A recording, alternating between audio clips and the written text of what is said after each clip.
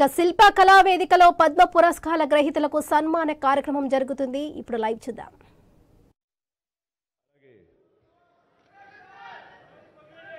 CS chief secretary Shanthakumar గారికి, ఇతర అధికారులకు, ముఖ్యంగా ఈ సభ ఇంత నిండుదనంగా ఇంత హుందాగా ఉంది అంటే కారణం తెలుగుదనానికి, తెలుగు వేష భాషలకి హుందాతనం తీసుకొచ్చి తెలుగుదనానికి నిలువెత్తు నిదర్శనంగా నిలబడి ఉండేటటువంటి గొప్పవారు, మేము ఆరాధించేవాళ్ళు మన మాజీ ఉపరాష్ట్రపతి శ్రీ వెంకయ్య నాయుడు గారికి, ఇక్కడ విచ్చేసినటువంటి ఆహ్వానితులకు, కళాభిమానులకు, సినీ అభిమానులకు, నా అభిమానులకు అందరికీ హృదయపూర్వక నమస్కారాలు తెలియజేసుకుంటాను.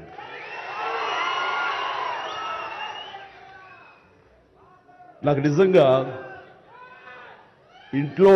మా ఇంట్లో అడిగారు, పద్మ విభూషణ్ అవార్డు అనౌన్స్ చేయగానే చాలా ఆనందంగా, ఎంత ఆనందపడుతున్నారు ఏంటంటే, నిజంగా పద్మభూషణ్ అవార్డు వచ్చినప్పుడు నాకు ఉన్న ఆనందం అంతా ఇంత కాదు.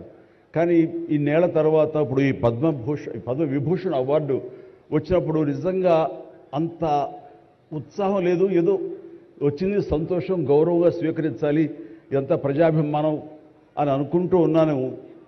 కానీ ఆ తర్వాత తరలి వచ్చేటువంటి వివిధ ప్రాంతాల నుంచి మనుషులు కానివ్వండి, వ్యక్తులు, అభిమానులు, సినిమా పరిశ్రమ నుంచి కానివ్వండి, రకరకాల అసోసియేషన్స్ కానివ్వండి, అలా ఎంతోమంది రాజకీయ ప్రబుద్ధులు కానివ్వండి, అందరూ గత వారం రోజులుగా ఎడతెరిపి లేకుండా వాళ్ళు ప్రశంసలు కురిపిస్తున్నారంటే ఆ ఆనందం ద్విగుణీకృతమైంది. ఎంతో ఉద్వేగానికి, ఎంతో ఇదిగా అయ్యింది. అవార్డు ఇవ్వని అభిమానం, అవార్డు ఇవ్వని ఉత్సాహం, ప్రోత్సాహం మీ కరతాళ ధ్వనుల ద్వారా, మీ ప్రశంసల ద్వారా ప్రతి ఒక్కళ్ళు మనసారా ఆశీర్వదిస్తుంటే, చాలు ఈ జన్మ, ఇది పూర్వజన్మ సుకృతం, ఎప్పుడో చేసుకున్న పుణ్యఫలం, మా అమ్మానాన్నలు వాళ్ళకి జన్మించేందుకు వాళ్ళు చేసిన పుణ్యఫలం నాకు ఈ విధంగా సంక్రమించిందంటూ నేను నిజంగా మనసు స్పందించి అలా భావిస్తాను. అదే మీ ముందు ఉంచుతున్నాను.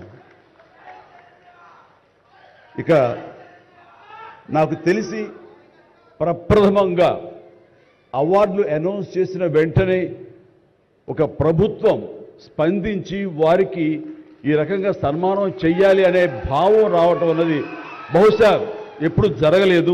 ఇదే మొట్టమొదటిసారి జరిగింది. దానికి ప్రధానమైన కారణం యువకులు, డైనమిక్ లీడర్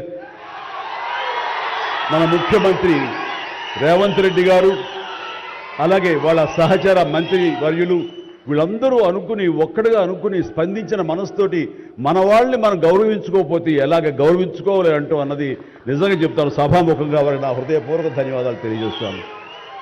అంటే సన్మానాలకి ఇక్కడ నేను కానీ, మన వెంకయ్యనాయుడు గారు కానీ, ఇతర పద్మ అవార్డీస్ కానీ ఎవరు కొత్త ఏం కాదు. వాళ్ళు రకరకాలుగా విధాలుగా వాళ్ళు సన్మానించబడుతూ ఉంటారు. కానీ సరిగ్గా ఇలాంటి సమయంలో ప్రభుత్వం ముందుకు రావడం అన్నది వారు ఈ కళాకారులకి, కళలకి వారు ఇస్తున్న ప్రాముఖ్యతకి నిజంగా మనస్సు స్పందించి నేను నా అభినందనలు తెలియజేస్తున్నాను. ఇందులో భాగంగా నిన్న మొన్న ముఖ్యమంత్రి గారు అనౌన్స్ చేశారు, ఇక్కడ నంది అవార్డ్స్ అనేవి ఒకప్పుడు ఇస్తూ వచ్చాము. నంది అవార్డ్స్ అనేది తర్వాత అదేదో గత చరిత్రలాగా అయిపోయి మాకు అందరికీ చిన్న డిసప్పాయింట్మెంట్ ఉంది అంటే ఇరు రాష్ట్రాల్లో కూడా. అరే, కళాకారులు ఇంత నెగ్లెక్ట్ చేస్తున్నారు, ఇంత నిర్లక్ష్యపరుస్తున్నారు, ఎందుకు ఉత్సాహపరచట్లేదు? అది పెద్ద గొప్ప విషయం కూడా కాదు అది. అండ్ అది ఇస్తే కనుక చాలామంది చాలా ఉత్సాహం ఉంటుంది. ఆ ప్రోత్సాహంతో మరింత ముందుకెళ్తారు.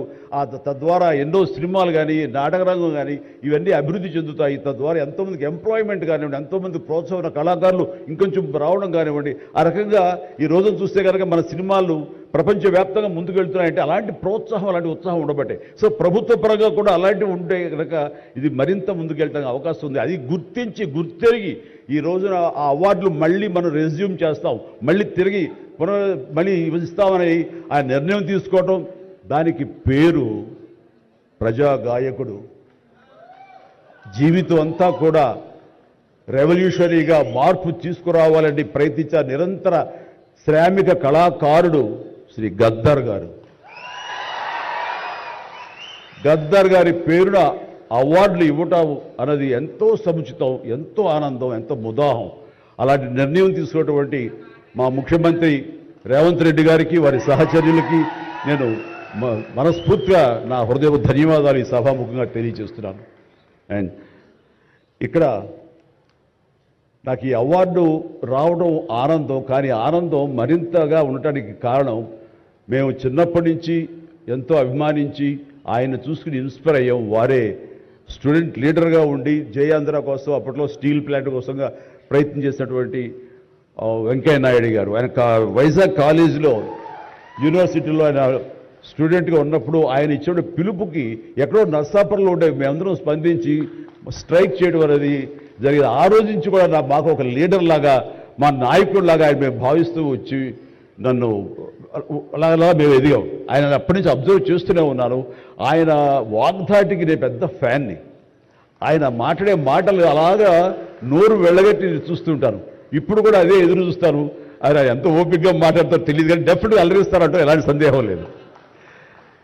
సో ఆ రోజు నుంచి ఈ రోజు వరకు కూడాను ఆయన రాజకీయంగా ఒక హుందాతనంతో రియల్ స్టేట్స్మెన్ ఇన్ పాలిటిక్స్ అన్నది ఆయన నిర్మాణాత్మకంగా అలా ముందుకు వెళ్తూ ఈ రోజున అత్యున్నతమైన పొజిషన్ మాజీ ఉపరాష్ట్రపతిగా ఆయన నిర్వహించి తన బాధ్యతలు చేశారు. కానీ ఆయన ఎప్పుడూ మదనపడుతుంటారు. నాతో కూడా ఆయన షేర్ చేసుకున్నారు. రాజకీయాలు రాను రాను ఇలాగా దుర్భాషలతోటి, వ్యక్తిగత విమర్శలతోటి ఇలా దిగజారిపోతున్నాయి చిరంజీవి గారు. ఇది కాదు, ఇది ఆ హుందాతనం ఉండాలి. ఉండి కూడా ఎన్ని సాధించాం మేము.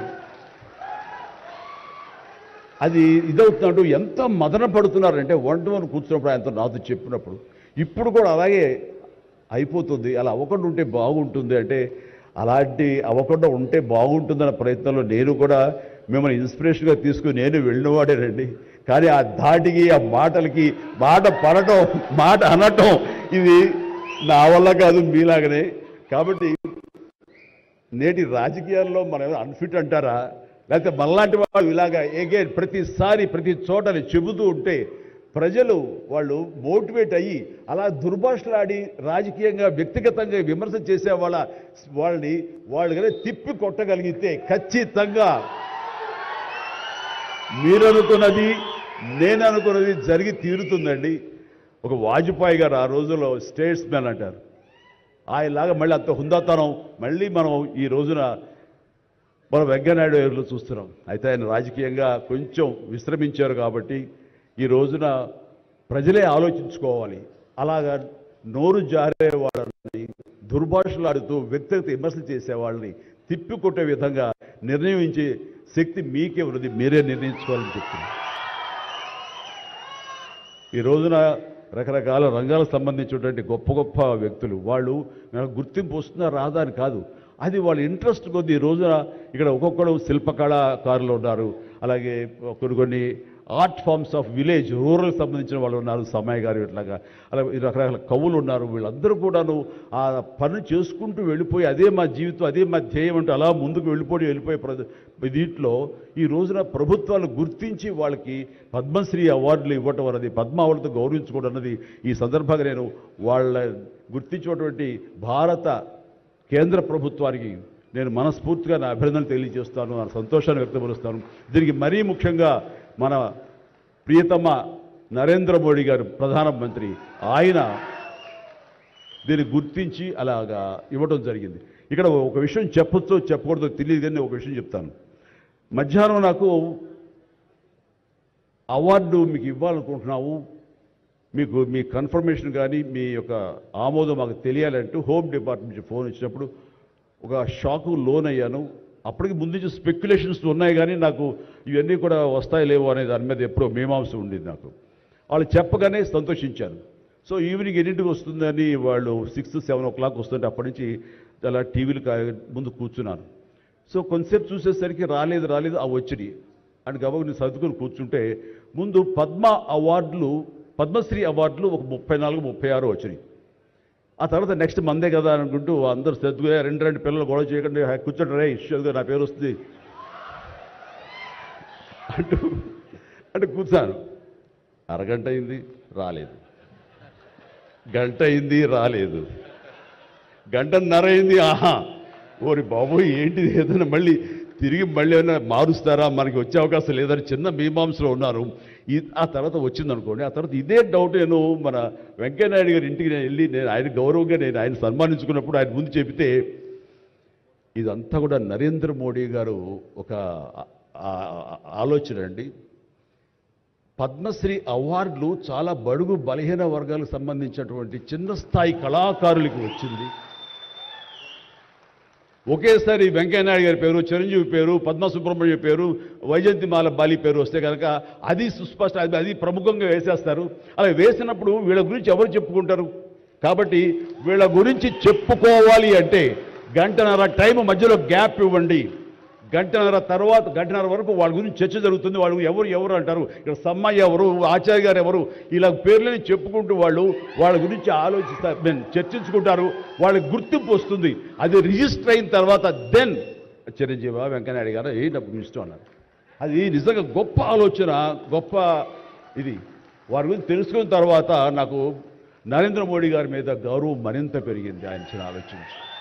సో ఇలాంటి సన్మానం జరగటం అన్నది నాకు నిజంగా అత్యంత గౌరవంగా భావిస్తాను. నా జన్మ సార్థకమైందని భావిస్తున్నాను. ఎన్నో కార్యక్రమాలు చేశాను. ఇది సినిమాల్లో రాణించినా కూడా సినిమాల్లో ఎంతో ప్రప్రథమ స్థానంలో ఎన్నో సంవత్సరాలు దశాబ్దాలుగా ఉండటమే కాకుండా ఆర్టిస్ట్కి సామాజిక బాధ్యత, సామాజికటువంటి సేవ చెయ్యాలి. అది నేను అనుకోను కాదు, ఏమీ కాదు, నాకు అనిపించి నా అభిమానులు అందరూ కలిపి వాళ్ళు ఎంతసేపటికి సినిమా థియేటర్లకో వాల్ పోస్టర్లకో పాలాభిషేకాలకో వీటి కొట్టుకోవడాలు వీటికి ఉండేటటువంటి కల్చర్ని మనం మార్చాలి అనే ఉద్దేశంతో వీళ్ళందరూ శక్తివంతులు. ఇలాంటి శక్తిని అన్గైడెడ్ మిస్సైల్లా ఉండకుండా దీని అన్నింటి ఛానలైజ్ చేస్తే కనుక వీళ్ళ చేత సత్కార్యాలు మనం చేయించుకోవచ్చు అనే భావం నాకు లేట్ 90s వచ్చింది. అందులో భాగంగా ఆ రోజున బ్లడ్ దొరకక ఎంతోమంది మరణిస్తున్నారని తెలిసిన తర్వాత ఇంతమంది ప్రజానీకం ఉండి కేవలం బ్లడ్ అనేది హాస్పిటల్లోనో లేకపోతే ఫార్మస్యూటికల్స్లోనో దేడు దొరకదు మనకి. అది మనిషి ఇంకో మనిషికి ఇస్తేనే దొరుకుతుంది. అలాంటిది మనుషుల్లో ఇన్స్పైర్ చేయక వాళ్ళు స్పందింపచేసే విధంగా ఎవరు ముందుకు రాక జరుగుతుంది. కాబట్టి నేను ఎందుకు చేయకూడదు? నా అభిమానులు అనేవాళ్ళు ఎస్ ప్రాణం ఇస్తామంటారు. ప్రాణం వద్దు, రక్తం ఇవ్వండి, రక్తం ఇవ్వండి అంటూ నేను 25 సంవత్సరాల క్రితం ఇక్కడ బ్లడ్ బ్యాంక్ పెట్టిన తర్వాత ఈ ఉత్సాహం ఏమైనా పొంగులాగా ఉండి తర్వాత చల్లబడిపోతుందా అని అనుకున్నాను. కానీ లేదు, ఒక జీవనదిలాగా సాగుతూనే ఉంది. ఈరోజు కూడా మీ అందరి ప్రభావంతో ఎక్కడ మంచి కార్యక్రమం కానీ పుట్టినరోజు కానీ శుభకార్యం చేయాలన్న ప్రతి ఒక్కరు రక్తదానం కోసం ముందుకు వస్తున్నారు, రక్తదానం ఇస్తున్నారు అంటే కనుక దానికి ప్రప్రథమంగా నడుం బిగించింది నేను, నా అభిమానం చెప్పలో గర్వంగా ఉంది నాకు ఈ రోజుకి. అలాగే మన కరోనా క్రైసిస్ వచ్చినప్పుడు బయటికి వెళ్ళే అవకాశం లేదు, ఉపాధి లేదు, ఇంట్లో కట్టుబడి ఉండాలి. ఇలాంటి పరిస్థితుల్లో వాళ్ళందరికీ నిత్యావసర వస్తువులకు చాలా కష్టపడిపోతారు అనుకున్నప్పుడు నా ఇతర మిత్రుల సహాయ సహకారాలతోటి నేను పెద్ద ఎత్తున వాళ్ళకి 4 నెలల పాటు మన ఇళ్లలో తినే హై క్వాలిటీ గ్రాసరీస్ నేను వాళ్ళకి అందివ్వడం జరిగింది. అది వాళ్ళు బయటికి రాలేరు, పోలీసులు వాళ్ళు చాలా స్ట్రిక్ట్గా ఇంటికే పరిమితం చేస్తారు, ఏం తింటారు. అప్పుడు నా అభిమానులు నేను ప్రోత్సహించి వెళితే నా అభిమానులు ప్రతి ఇంటికి వెళ్ళి ఆ బ్యాగ్స్ ఇచ్చేవాళ్ళు. అది గొప్పగా నాకు ఎంతో సంతృప్తి ఇచ్చింది. అలాగే ఆక్సిజన్ దొరకని పరిస్థితుల్లో, ప్రభుత్వాలు కూడా చేయలేని పరిస్థితుల్లో, హాస్పిటల్స్ అన్నీ కూడా చేతులు తీసిన పరిస్థితుల్లో నేను నా మిత్రుల సహకారంతో నేను స్వయంగా నా అభిమానులతో వారం రోజుల్లో 32 ప్లేసెస్లో ఈరోజు ఆక్సిజన్ అందివ్వడం జరిగింది. అలాగే కాన్సన్ట్రేటర్స్ ఇవ్వడం జరిగింది. ఇవన్నీ కూడా ఏంటంటే చెయ్యాలనే తపనతోటి బహుశా ఇవన్నీ కూడాను నాకు ఈ రోజున ఈ అర్హత రావడానికి, ఈ అవార్డు రావడానికి నాకు దోహదపడిందేమో అనుకుంటున్నాను. భగవంతుడా ఇంకా నాకు ఈ శక్తి సామర్థ్యాలు ఇవ్వు, ఈ ఆలోచన ఇవ్వు. నేను అవార్డుల కోసం ఎదురు చూడను, అవార్డులు రావాలి కోరుకోను, లేకపోతే చాలు. వాళ్ళ గుండెలు ఉండే ప్రేమ కంటే ఏ అవార్డు పెద్దది కాదు. కాబట్టి ఇలాగా మిగతా జీవితం సినిమాలు చేస్తూనే ఉంటా, డ్యాన్సులు ఆడుతూనే ఉంటా, ఫైట్లు చేస్తూనే ఉంటా, మిమ్మల్ని అలరిస్తూనే ఉంటా. అలాగే ఈ సేవా కార్యక్రమాలు కొనసాగిస్తూనే ఉంటాను.